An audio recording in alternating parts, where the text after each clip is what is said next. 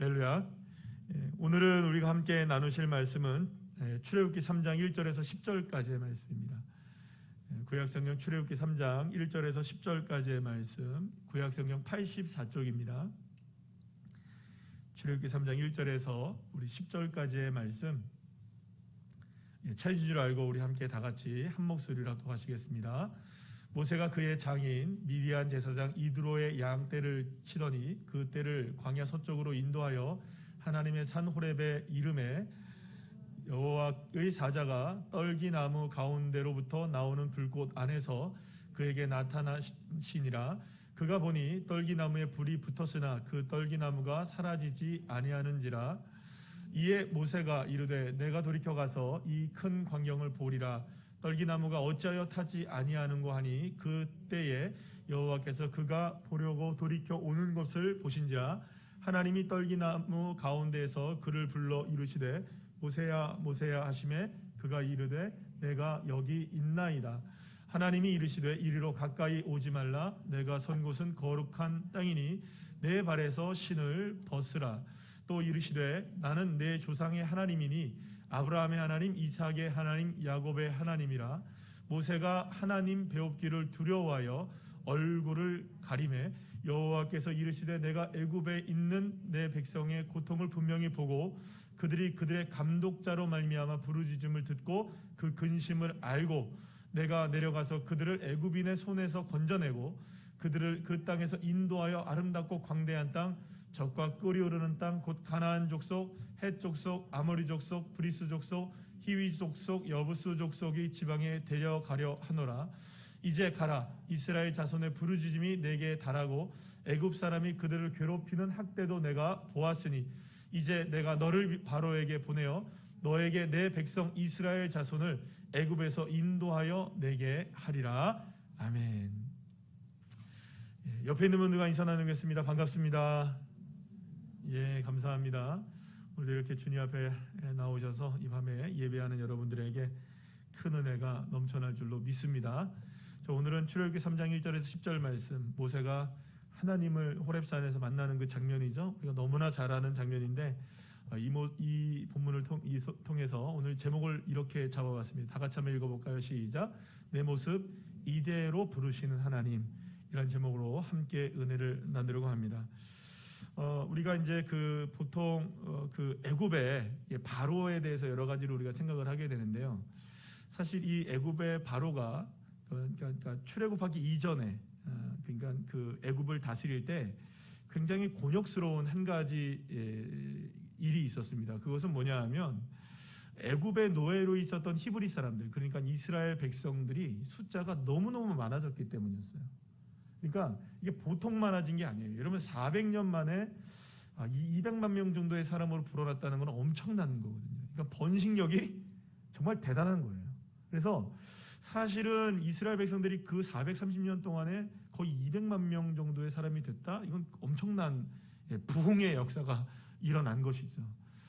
그래서 사실은 이게 노예가 너무 많아지는 거 어떻게 보면은 좋은 일일 수도 있죠. 왜냐하면 노예는 다 재산이잖아요.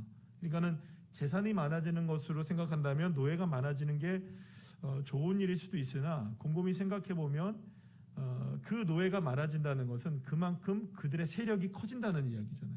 그럼 나중에 통제불능의 상황이 생길 수도 있는 겁니다. 그러니까 이 고대 사회의 이야기입니다. 지금에는 그런 일이 없으니까 고대 사회에서 생각했을 때에는 이 통치자로서 애굽의 바로로서는 통치를 할 때 이게 여간 신경 쓰이는 일이 아닌 거예요. 많아도 문제고 적어도 문제인 거예요. 그러니까 어떻게 할 수밖에 없느냐 하면 적절한 수준을 유지하는 것이 중요한 것이었어요. 그래서 첫 번째로 이런 정책을 쓰게 됩니다. 뭐냐 하면 어떻게 하냐면 첫 번째로 정책을 썼던 게 뭐냐면 따라합시다. 고역이 뭡니까? 아주 힘든 일을 시키는 거예요. 그러니까 히브리 사람들을 아주 힘든 일을 시키는 거예요. 그래서 피라미드 같은 거, 스핑크스 같은 거, 막 이런 거, 막 짓는 거예요. 그러니까 거기에 막 동원이 되어지고 막 일을 시키니까 너무너무 힘들면 여러분 아침에 일찍 일어나서 하루 종일 땀 흘리고 일하다가 집에 가면 딱 뻗어버리니까 그러면 당연히 무엇이 안 생기겠어요, 여러분. 너무 피곤하니까. 그러니까 아이들이 안 생길 거다. 이런 생각을 한 거예요. 그래서 모두를 다 피곤하게 만들어 버렸어요. 그런데 웬걸요? 피곤했는데도 불구하고 밤마다 무슨 일이 벌어졌는지 모르겠지만 여러분, 이게 이상한 일이 벌어진 거예요. 이스라엘 백성들, 히브리 사람들이 더 많아지기 시작하는 거예요. 이상하죠, 그죠? 그래가지고 이 정책이 실패했다고 느낀 이 바로는 두 번째 정책을 씁니다. 어떻게 하냐면 히브리 산파들, 그러니까 지금으로 말하면 뭐 산후조리원에서 이렇게 요즘은 그런 게 아니죠. 어쨌든 의사죠, 그죠? 요즘에는 의사지만 옛날에는 이게 여러분 산파들이 있었잖아요. 그래서 히브리 산파들에게 이야기해서 여자 아이면 살려주고 남자면 어떻게 하라? 죽여라, 이렇게 얘기했던 거예요. 자, 그런데 이 히브리 산파들이 누구를 두려워합니까? 하나님 여호와를 두려워해요. 그래서 우리는 그러지 못합니다라고 하면서 파업을 해버려요. 우리는 못하겠다, 이렇게 그냥 스트라이크를 하는 거예요. 그러니까 결국에는 이 정책도 히브리 산파들이 돕지 못하니까 실패가 되는 거예요. 그러니까 계속해서 누가 낳고 또 낳고 또 낳고 계속 이런 일이 벌어지는 거예요. 그래서 최후의 수단으로 세 번째 방법을 쓴 게 뭐냐면요, 히브리 아이들이 남자가 무조건 태어나면, 일정 기간 동안에 남자가 태어나면 그 아이들은 모두가 나일강에 버려라, 이런 이야기를 하게 된 거예요. 거기에 희생으로 되었던 사람이 누구였을까요? 오늘 본문에 나오는 바로 모세였던 거예요. 그때에 모세가 태어나게 된 거죠. 그러니까 사실은 어떻게 보면 모세가 태어났던 시점은 히브리 사람들, 이스라엘 백성들에게 있어서는 가장 암울한 시기였죠. 왜 그럴까요, 여러분? 이래도 안 되고 저래도 안 되고 또 이래도 안 되고 저래도 안 되니까 마지막 수단으로 아이들을 전부 다 나일강에 다 버려버려야 하는. 그러니까 사실은 이거는 지금으로 말하자면 뭐 이런 여러 가지 정책들, 앞에 말했던 세 가지 정책도 다 있어서는 안 된 일이지만 고대 사회에서 이런 일이 벌어졌다는 것은 그만큼 여러분 애굽의 바로는 절박했던 상황이었던 거예요. 히브리 사람들 줄여야만 하는 상황이었으니까. 그런데 거기에 희생을 당했던 수많은 아기들이 있었던 거예요. 그리고 그 가운데 모세도 있었던 겁니다. 사랑하는 여러분, 모세는 태어났을 때부터 암울한 시대적 상황을 이렇게 다 끌어안고 태어난 사람이었어요. 그가 물론 나일강에 버려졌을 때 바로의 공주의 손에 이렇게 구원을 받게 되잖아요. 그래서 이름이 모세잖아요. 그래서 이게 구원을 받게는 되었지만 전적인 하나님의 개입이 없었다면 모세는 어떻게 됐을까요? 모세도 나일강에서 죽음을 당할 수밖에 없었던 것이죠. 어쨌든 중요한 것은 모세는 가장 척박한 상황 속에서, 환경 속에서 죽을 수밖에 없었던 상황에서 자신의 의지와는 상관없이 나일강에 버려진 운명 가운데 태어난, 사랑하는 여러분, 그것을 알게 되었을 때의 마음이 어땠을까요? 굉장히 큰 상처를 받고 살아가지 않았을까요? 여러분, 제가요 어렸을 때 정말 상처를 있었어요. 왜냐하면 저희 어머니가 저를 갖고 때리려고 간장도 드셔보시고 이렇게 되어보시고 저렇게 되어보신 거예요. 그러니까 대다 안 되니까 병원에 가서 떼려고 하다가 보니까 너무 늦어가지고, 그리고 병원에 서울시 마포구 신수동에 있는 현대의원 선생님께서 저를 살려 안 된다, 이제는 떼면 안 된다, 늦었다 해가지고 제가 태어났다는 거 아닙니까? 그러니까 여러분, 그 이야기를 처음에 들었을 때는 그래도 내가 태어났네, 이 생각이 안 들어요. 왜 나를 지우려고 했지? 요즘엔 그런 게 안 되지만 옛날에는 그런 일이 많았잖아요. 우리 어머니 시대 때는. 그러니까 여러분 생각해 보세요. 나를 엄마가 지우려고 했어. 나를 태어나지 않게 하려고 했어요. 여러분, 근데 내가 태어난 거예요. 환영받지 못했던. 집안 사정이 너무 어려우니까. 여러분, 그거를 알았을 때의 모세가 어땠겠어요, 마음이. 그런데 그렇게 자기를 죽이려고 했던 그 사람의 밑에서 무엇으로 자랍니까? 왕자로 자라는 거예요. 여러분, 그러니까요, 정체성의 위기가 이 모세에게는 엄청나게 심각하게 그를 괴롭혔던 삶을 살았던 겁니다. 살아나긴 살아났지만 자기가 죽을 수밖에 없었던 운명 가운데 처하게 만들었던 바로. 그러니까 결국에는 이런 양가적 마음을 가지고 있다가 결국 누구를 해치게 됩니까? 애굽 사람을 살해하게 되는, 살인자가 되어서 결국에는 어디로 도망칩니까? 광야로 도망쳐버리게 되죠. 그렇게 보면 이 모세의 인생의 40년, 그러니까 나일강에서부터 시작된 이 모세의 운명, 삶이 40년 동안의 이 바로의 왕궁에서 살았던 이 삶이 여러분 어땠었을 것 같습니까? 정말 인정받는 삶이었을까요? 그렇지 않죠. 환영받지 못하는 존재였죠. 민족도 다르죠. 어떻게 하다 보니까는 사실은 버려지고 죽여져야 하는 존재임에도 불구하고 살아났으니 절대로 환영을 받을 수 있는 존재가 아니잖아요. 그가 살아나 있다는 것 자체가, 나일강에서 건짐을 받았다는 것 그 자체가 누구의 실책을 의미하는 겁니까? 애굽의 바로의 실책을 의미하는 것이기 때문에 사실은 모세가 살아있다는 것은 40년 동안 그렇게 왕궁에서 살았던 것은 사실은 매우 힘겨운 삶을 살아갈 수밖에 없었던 인생이 아니었을까라는 생각을 해보게 됩니다. 자, 그런데 그렇게 40년 동안 자신의 인생이 순탄하게 풀리지도 않았고 정체성이 온전하게 세워지지도 않은 상황 속에서 그렇게 살인자가 되어서 도망을 쳤는데 어디로 도망치느냐? 미디안 광야로 도망칩니다. 그곳에서 40년 동안 뭐하고 살아갑니까? 양치는 사람이 되어 살아가죠. 자, 그런데 여러분, 양을 치는 신세가 되었다. 애굽의 왕자였던 모세가 이제는 광야에서 장인이죠. 장인 이드로의 밑에서 양이나 치고 살아야 하는 존재가 되었다. 여러분, 생각해보면 애굽에서도 성공하지 못했던 이 모세였잖아요. 그런데 미디안 광야에서는 성공했을까요? 못했을까요? 성공하지 못했던 거예요. 왜냐하면 뭐하고 살았으니까. 그것도 누구의 양이었습니까? 장인 이드로의 양떼를 치는 양치기에 불과한. 여러분, 80세 노인이 양치기라니까요. 그러니까 사실은 생각해보면 이 모세의 80년의 인생 가운데 성공했던 시절 아무것도 없던 거예요. 사실 이스라엘의 관점에서 본다면 그 양치기가 그렇게 나쁜 직업은 아니지만, 그렇다고 해서 천한 직업도 아니지만, 그렇다고 좋은 직업은 사실은 아니거든요. 그런데 여러분, 사실은 이 양을 친다는 것에 대한 애굽 사람들의 관점은 전혀 달랐습니다. 그게 이제 성경에 기록되어 있는데요. 창세기 46장 34절에 이렇게 말씀이 기록되어 있는 것을 보게 됩니다. 우리 다 같이 한번 읽어볼까요? 시작. 당신들은 이르기를 주의 종들은 어렸을 때부터 지금까지 목축하는 자들이온데 우리와 우리 선조가 다 그러하나이다 하소서. 애굽 사람은 다 목축을 가증히 여기나니 당신들이 고센 땅에 살게 되리이다. 이렇게 얘기해요. 이게 요셉이 이제 형제들에게 이야기하는 장면이거든요. 그런데 여기는 마지막에 여러분들 보세요. 애굽 사람들은 뭐를 가증히 여긴다고요? 목축을 하는 걸 가증히 여긴대요. 그러니까 사람이 할 수 없는 일이 양치기였던 거예요. 누구의 관점에서 본다면? 애굽 사람에서 관점에서 본다면. 그러니까 지금 모세가 40년 동안 애굽에서 교육을 받고 살았잖아요.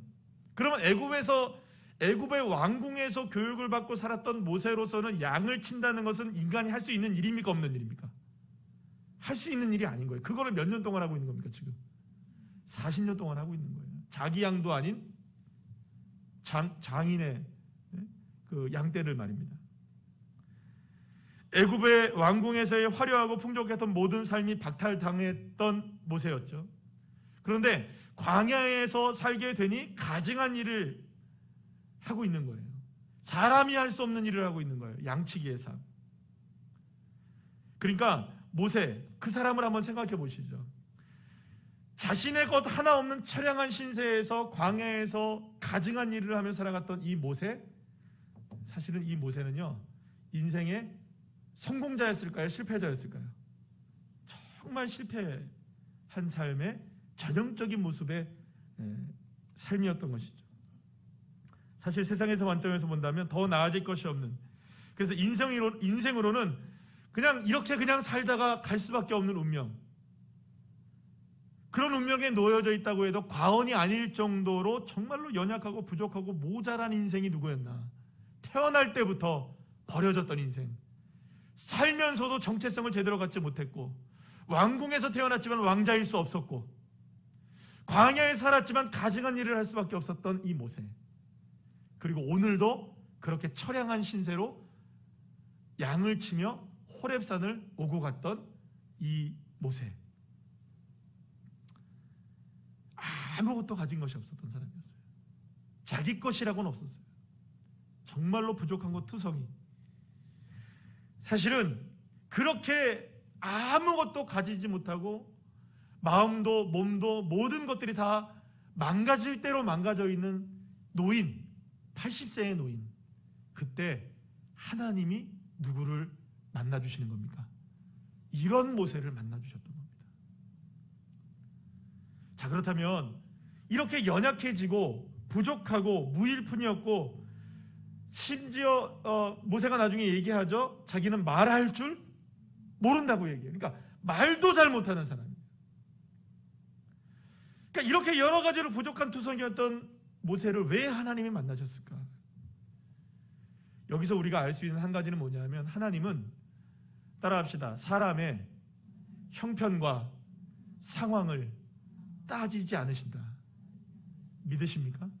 하나님이 사람을 만나시는 방식은 상황과 형편, 그 사람의 모습들을 따지고 묻고 만나시는 게 아닌 거예요. 오직 하나님의 뜻이 모세를 부르시기로 결정하셨고, 하나님의 뜻이 모세를 사용하시기로 원하셨던 것입니다. 모세가 어떤 상황에 있든, 그가 망가져 있든, 많은 것을 가지고 있든, 정말로 풍족하든 부족하든, 그것과는 전혀 상관없이 하나님이 누구를 부르시고 계시는 것일까요? 전적으로 모세라는 사람을 부르고 계시는 거예요. 사랑하는 여러분, 그렇기 때문에 저와 여러분을 부르시는 하나님, 갖춰져 있다고 부르시는 게 아닙니다. 그렇다고 못 갖춰져 있다고 안 부르시는 것도 아닙니다. 우리가 갖춰져 있든 갖춰지지 못하든, 우리가 똑똑하든 부족하든, 우리가 건강하든 건강하지 않든, 하나님은 하나님의 뜻대로 저와 여러분을 부르셔서 하나님의 뜻을 이루시기를 원하시는 줄로 믿으시길 바랍니다. 그래서 여러분, 하나님의 뜻대로 사용하시기 위해서 모세를 부르셨다라는 것이죠. 오늘 본문 4절 말씀 우리 다 같이 한번 읽어볼까요? 시작.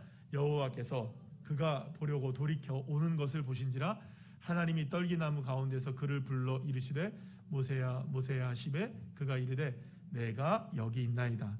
제가 여러 가지 상황들은 너무나 자세히 설명들을 예전에 많이 했기 때문에 좀 넘어가고요. 저는 오늘 좀 봐야 될 게 뭐냐면 맨 마지막에 문장입니다. 따라합시다. 내가 여기 있나이다. 자, 내가 여기 있나이다라는 이 말은 어떤 의미였을까요? 하나님이 나를 부르시고 계세요. 호렙산에서 떨기나무가 막 타고 있는데, 불꽃은 타고 있는데 타지 아니하는 그 기괴한 광경을 바라보고 있을 때 어디선가 음성이 들리며 모세야 모세야 부르셔요. 내가 여기 있나이다라고 대답해요. 자, 그러면 내가 여기 있습니다, 이 뜻은 저요, 저 여기 있습니다, 저 여기 있습니다, 이렇게 막 기쁘고 즐겁고 반색을 하면서 하나님 나를 드디어 찾으셨군요, 이스라엘의 하나님, 히브리 사람들의 하나님이신 그 여호와 하나님이 드디어 나를 찾아오셨군요, 이렇게 반갑게 이야기한 것처럼 보여져요. 그런데 여러분, 외람되게도 히브리어 성경에 보게 되면 이 단어가 딱 한 단어로만 나와 있어요. 따라합시다. hen. 한번 따라하세요. hen. hen, 이게 무슨 뜻이냐면 이런 의미입니다. 보세요, 보세요, 이런 뜻이에요. 보십시오, 이런 뜻인 거예요. 그러니까 이 말이 무슨 말인 것 같아요, 여러분? 다시 한번 말씀을 보시죠. 모세야 모세야 하나님이 부르셨죠? 그런데 모세가 대답합니다. 어떻게? 내가 여기 있습니다, 이렇게 손든 게 아니라 어떻게 해요? 보세요. 내 모습을 보시라고. 내 지금, 죄송합니다, 꼬라지를 보시라고요. 내 모습이 어떤지를 주님이 보시잖아요. 그냥 보세요, 나를. 이런 의미였던 것이에요. 그런데 바로 그때 하나님이 뭐라고 말씀하시느냐? 5절 말씀에서 이렇게 얘기하십니다. 시작. 하나님이 이르시되 이리로 가까이 오지 말라. 내가 선 곳은 거룩한 땅이니 내 발에서 신을 벗으라. 여러분, 신을 벗으라는 의미는 무엇인지 잘 알고 계시죠? 항복하라는 의미입니다. 나에게 모든 것을 다 내려놓으라는 의미예요. 자, 그런데 여러분 생각해 보세요. 모세가 가진 게 있어야 내려놓죠. 무슨 뭐 명예가 있습니까? 돈이 있습니까? 그렇다고 모세에게 무슨 뭐 양떼 중에 양 한 마리라도 자기 거가 있습니까? 야곱처럼 야가 빠져가지고 삼촌 라반의 것 어떻게든 자기 것으로 만들려고 했던 그런 약사팜도 없었던, 그냥 그렇게 인생을 포기하면서 가증한 일이라고 여겨졌던 양치기, 그렇게 살아갔던 무일푼에 아무것도 없고 연약하고 실패자고 80세의 노인인, 이제는 더 이상 희망, 소망 뭐 이런 거 얘기할 수 있는 입장이 아니었던 사람이 누구였습니까? 아무것도 가지지 못한 사람에게 너 내려놓아. 여러분, 가지고 있는 사람한테 좀 내려놓으라고 해야죠. 뭐 좀 내세울 게 있는 사람에게 내려놓으라 해야죠. 그래서 모세가 이렇게 얘기한 겁니다. 내가 여기 있습니다 라고 얘기했던 것은, 저를 한번 보세요. 하나님, 내가 지금 내려놓을 게 뭐가 있습니까? 제가 지금 이런 모습으로 이렇게 살아가고 있는데, 그저 이렇게 광야에서 쫓겨나 살면서 도망자의 신세로 늙어가고 있으면서 애굽 사람들에게는 가증한 것으로 여겨지는 이 양치기의 이 모습으로 살아가고 있는 이 모습, 하나님이 날 보고 계시지 않으세요? 사실은 어쩌면 이렇게 항변할 수 있을 정도로 어떻게 보면 모세는 매우 지쳐 있었고 매우 연약해져 있었고 매우 마음이 상할 대로 상해져 있었던 모습이 아니었을까라는 생각을 해볼 수 있는 것입니다. 사랑하는 여러분, 저는 오늘 이 밤에 말씀을 준비하면서 이 말씀이 저에게도 위로가 되어지고 저와 여러분 모두에게, 여러분 한 사람 한 사람에게 위로가 되어지는 은혜의 시간이 되기를 소망합니다. 지쳐있고 상처나고 좀 쉬고 싶고 내려놓고 싶고 좀 이제 좀 하나님 나에게 좀 무엇인가를 좀 베풀어 주셔야 되지 않겠어요? 라고 생각하는 그런 마음속에 상처받고 살아가는 우리들에게, 더 이상 뭐 내려놓을 것도 없는 우리들에게 주님 내려놓으시라고 하십니다. 아무것도 할 것 없는데요. 우리가 할 수 있는 대답이 그거밖에 없다면 오늘 이 밤에 그 하나님이 저와 여러분을 찾아오셔서 저와 여러분을 만나주시고 은혜를 베풀어 주실 줄 믿습니다. 자, 그런데 중요한 것이 있어요. 그런데 바로 그때 하나님께서는요, 모세의 상황과 형편과 그러한 여러 가지의 모습들과는 상관없이 지금 그 상황 가운데서 모세를 부르시는 하나님이 어떤 하나님이신지를 그냥 선포해 버리세요. 출애굽기 3장 6절 말씀 다 같이 한번 읽어볼까요? 시작. 또 이르시되 나는 내 조상의 하나님이니 아브라함의 하나님, 이삭의 하나님, 야곱의 하나님이니라. 할렐루야. 여러분 이거 아멘 하셔야 됩니다. 왜냐하면 모세는 지금 기세가 등등했던 사람이 아니었어요. 열등감에 휩싸여 있었어요. 실패자였단 말이에요. 여러분 그래도 이래 봬도 한때는 애굽에 뭐였습니까? 왕자였어요. 그러나 살인자이기도 했어요. 그러나 도망자예요. 그리고 이제는 양치기의 신세에 불과한 거예요. 극과 극의 모든 것들을 다 경험했어요. 그리고 80세의 노인으로 실패자가 되어 루저가 되어서 미디안 광야에서 호렙산을 전전하면서 숨어 지내고 있었던 열등감에 휩싸여 있었던 이 모세였단 말이에요. 그러나 하나님은 이러한 모세의 열등감, 보세요, 내 모습을 보시란 말이에요. 이렇게 얘기하는 모세여도, 부족하여도, 연약하여도, 심지어는 모세의 무너져 내리는 모든 상황의 문제들로 그가 완전히 뒤덮여 있다 할지라도 그것과는 상관없이 모세를 향해서 뭘 얘기하고 계시느냐? 나는 너희 조상의 하나님이고 아브라함의 하나님이고 이삭의 하나님이고 야곱의 하나님이며 애굽에서 고통당하고 있는 히브리 사람과 이스라엘 백성들을 구원해 내어서 가나안의 새 주인으로 너희들을 세울 만군의 여호와 하나님이다. 이 이야기를 하고 계신 거예요. 사랑하는 여러분, 생각해 보시면 모세의 형편과 사정에 하나님의 능력과 하나님의 역사를 비교해 본다면 얼마나 초라하기 그지없습니까?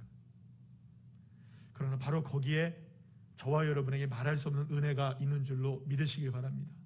나는 안 되고, 나는 열등감에 사로잡혀 있고, 나는 실패한 것 같고, 나는 안 되는 것 같고, 숨어 지내고 싶고, 드러나기 싫고, 그냥 이대로 그냥 사는 것도 힘들고, 이렇고 저렇고 모든 게 지쳐있다 할지라도 나의 하나님 주님이 다가오셔서 나는 내 하나님이다, 내가 너를 지명하여 불렀다, 내가 너를 굳세게 하리라, 참으로 의로운 손으로 너를 도와주리라. 할렐루야. 주님이 저와 여러분을 향해 이렇게 말씀하고 계신다면, 사랑하는 여러분, 그 은혜가 오늘 이 밤에 저와 여러분에게 풍성하게 임하여서 회복의 역사를 허락해 주실 줄로 믿습니다. 자, 그렇다면 모세에게 필요했던 것은 무엇이었을까요? 하나였습니다. 내려놓는 것이었습니다. 아니, 내려놓을 것이 하나도 없었던 모세였는데 무엇을 내려놔야 했을까요? 자신의 마음을 내려놓아야 됩니다. 여러분, 저와 여러분 가운데 가장 내려놓기 힘든 게 뭔지 아십니까?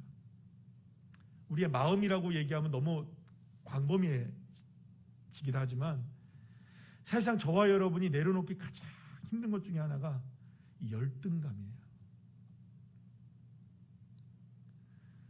우리 중에 그 어떤 사람도 열등감이 없는 사람이 없어요. 여러분, 죄송합니다. 이제 신체적으로 말씀드려서 대단히 죄송합니다만, 키는 큰 사람은 큰 사람 나름대로, 작은 사람은 작은 사람 나름대로, 마른 사람은 마른 사람 나름대로, 뚱뚱한 사람은 뚱뚱한 사람대로 다 열등감 가지고 살아가요. 아, 저 사람은 열등감이 없겠지. 그러면 그게 열등감이에요. 이 세상 살아가는 사람 중에 열등감 없는 사람이 어디 있겠어요? 다 나보다 잘하는 사람처럼 보이죠.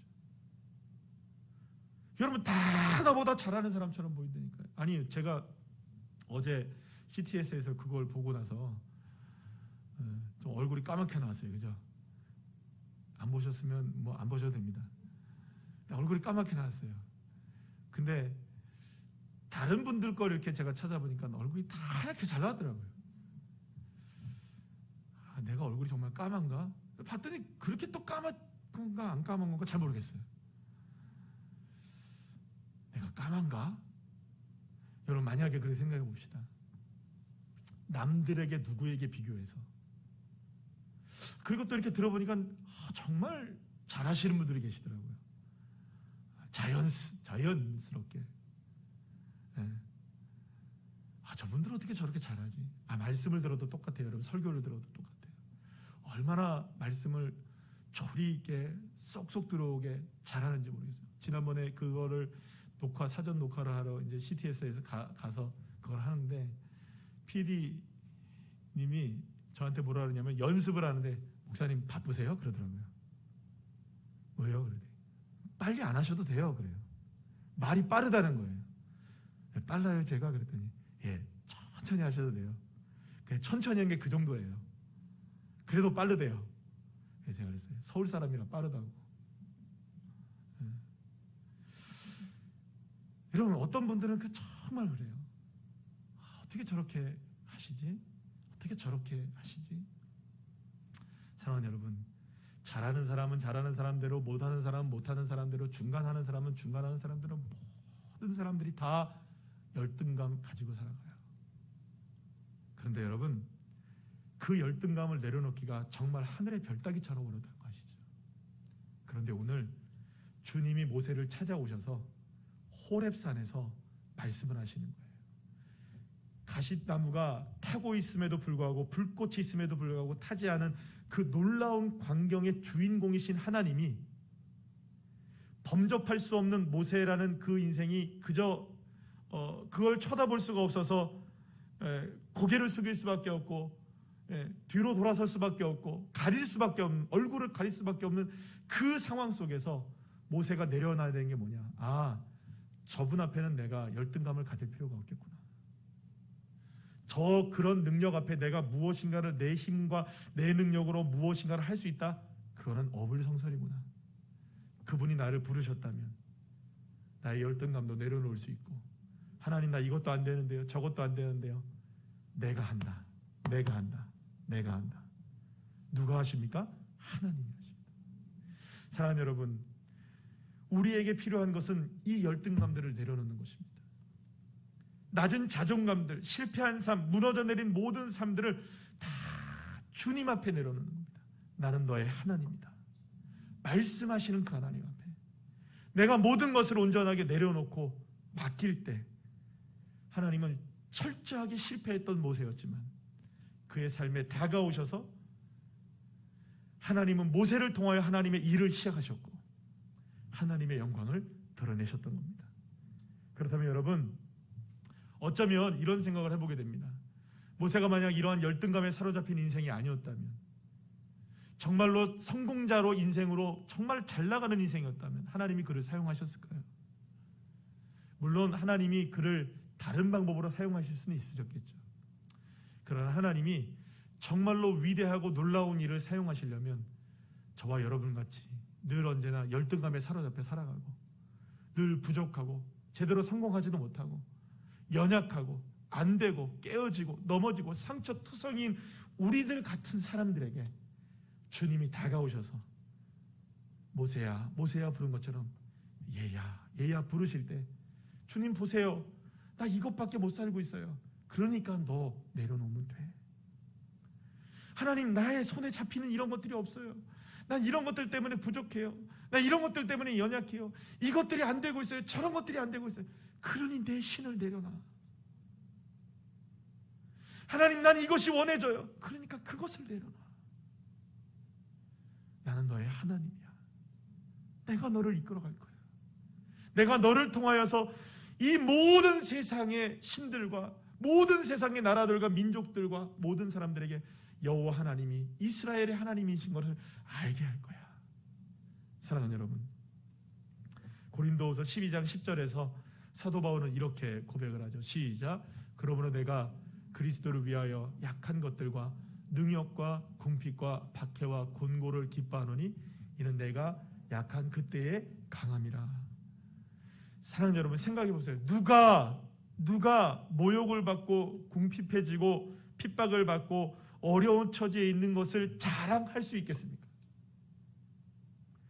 여러분들 누군가에게, 여러분들 가족 식구들에게라도 내가 궁핍하고 모욕받고 핍박받고 어려운 처지에 있다는 거 여러분들 가족들에게 그거 알리기 쉽습니까? 아니, 우리 가족 식구들 뭐 그럴 수는 있겠지만 여러분 형제들한테 이야기하고 싶습니까, 여러분? 제가 형님한테 전화해가지고, 누님한테 전화해가지고, 형, 나 이런 모욕 받았어, 나 이렇게 궁핍해, 나 이렇게 핍박받고 있어, 나 이렇게 어려운 처지에 있어, 친구들한테 전화해서 야, 나 힘들어, 쉽습니까? 끙끙 앓고 살아가는 것, 누구에게도 얘기할 수 없지만 누구에게라도 숨기고 싶고 감추고 싶은 이러한 처지 우리에게 다 있지 않습니까? 그러나 그런 모세를 하나님이 부르셨던 거예요. 그런 아브라함을 부르셨던 것이고요.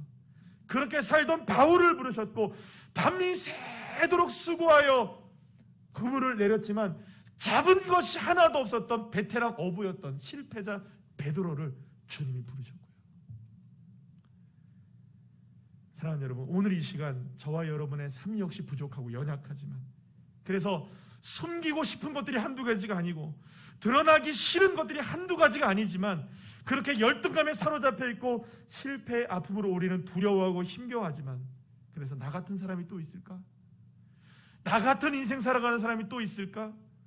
몇 번이라도 생각하는 바로 그때에 그런 연약함 가운데 주님이 다가오셔서 한마디를 하신 겁니다. 그러니까 내 신을 벗어라.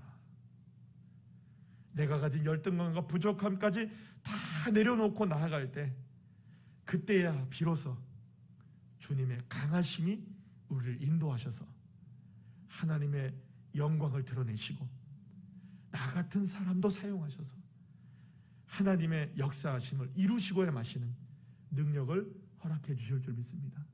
그러니 오늘 이 밤에 사랑하는 여러분, 자랑할 것이 무엇이 있을까요? 우리의 연약함을 자랑하는 겁니다. 주님, 나의 아픔 아시죠? 주님, 나의 연약함을 주님 아시죠? 나의 부족함을 주님 아시죠? 숨기고 싶고 드러내기 싫은 이 마음을 주님이 아시죠. 그러니 주님 이제 그것을 다 내려놓고 나아가오니 주님 역사하여 주시옵소서. 오늘 이 밤에 그 주님을 만나는 은혜의 시간, 여러분들 기도하실 때 주님이 역사하시고 인도해 주실 줄로 믿습니다. 오늘 이 밤에 여러분들이 이렇게 함께 말씀을 듣고 기도하며 나아갈 때 하나님 앞에 간증의 주인공들이 되게 하시는 축복으로 인도해 주실 것을 간절히 소망합니다.